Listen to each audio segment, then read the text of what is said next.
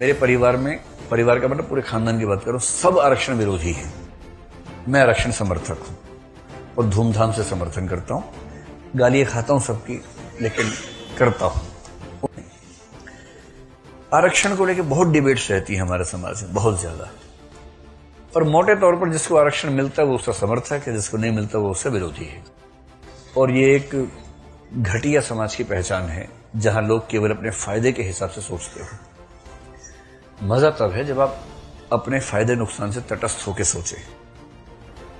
तो कुछ लोग कहते हैं कि हमारे पूर्वजों की गलती का परिणाम हम क्यों भुगते। तो उस पर एक तर्क है बड़ा अच्छा सा। मैं आरक्षण मेरा प्रिय विषय है, मुझे उस पर कई बार मैंने 15-15, 16-16 घंटे उस पर बहस की है। तो ज्यादा नहीं, लेकिन एक बात मैं कहना चाह रहा था कि पर्सपेक्टिव समझ में है, दलित विमर्श का पर्सपेक्टिव है क्या।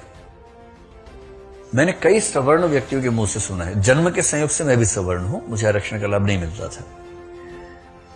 मैंने अपने समूह के बहुत व्यक्तियों से, जैसे मेरे परिवार का मतलब पूरे खानदान की बात करूं, सब आरक्षण विरोधी हैं। मैं आरक्षण समर्थक हूं और धूमधाम से समर्थन करता हूं। गालियां खाता हूं सबकी, लेकिन करता हूं। उनको समझा नहीं सकता। उनमें से कुछ लोग समझने की अवस्था पार कर चुके हैं, कुछ उम्र की वजह से, कुछ दिमाग की वजह से नहीं समझ सकते। तो मैं भी ज्यादा प्रयास भी नहीं करता, लेकिन हाँ कोई भिड़ जाए तो फिर भिड़ जाता हूं, साथ में क्या करें। लेकिन आप लोग अभी उस अवस्था में नहीं है कि समझने के इससे पार हो गए हैं। आप तो समझ ही सकते हैं। आप तो अपने चिंतनशीलता के एकदम चरम स्तर पर इस उम्र में है। यही उम्र सबसे अच्छी होती है समझने के लिए। तो एक तर्क सवर्ण समाज की ओर से अक्सर आता है, 70 साल से आरक्षण दे रहे हो यार, कब तक दोगे। कितना आरक्षण? 50%। कितने लोगों को? तो इसका मोटा मोटा उत्तर यह है कि भारत में SC, ST, OBC, महिला, विकलांग, इन सबको मिला ले तो जनसंख्या बनती है 90%। 90% आबादी को 49.5% आरक्षण 70 साल से हम दे रहे हैं। और इस बात से बहुत लोगों के पेट में खलबली मची हुई है। ठीक है, मत सकते हैं, कोई खास बात नहीं है। दूसरी तरफ का तर्क, दलित विमर्श का तर्क यह है कि भाई ये बताओ, 3000 साल तक पढ़ाई लिखाई पर केवल ब्राह्मणों का हक था, 100% आरक्षण था।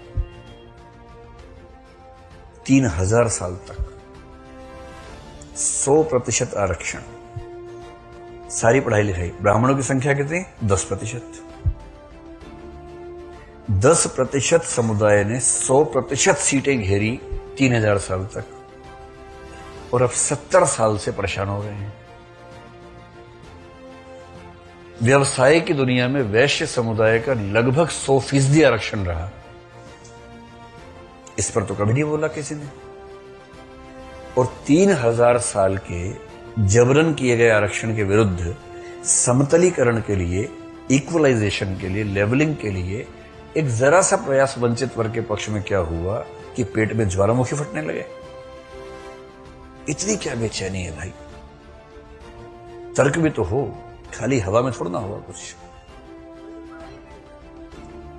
हाँ, तब पढ़ाई लिखाई महत्व था ही नहीं। ओहो, क्या बात है, क्या बात है, अरे अद्भुत। अगर पढ़ाई लिखाई का महत्व नहीं था तो वर्ण व्यवस्था में सबसे ऊपर ब्राह्मण क्यों माने गए, तो सबसे नीचे क्यों नहीं माने गए। सोचना जरा। ठीक है, अभी हम बहस शुरू नहीं करना चाह रहे। विश्वास कीजिए कि इस मुद्दे पर हम 15-16 घंटे बहस कर सकते हैं और मैं आपको कन्विंस भी कर लूंगा, मुझे उसमें जरा भी संशय नहीं है। अभी तो मेरा पर्पस सिर्फ इतना है कि दलित विमर्श के एंगल समझें।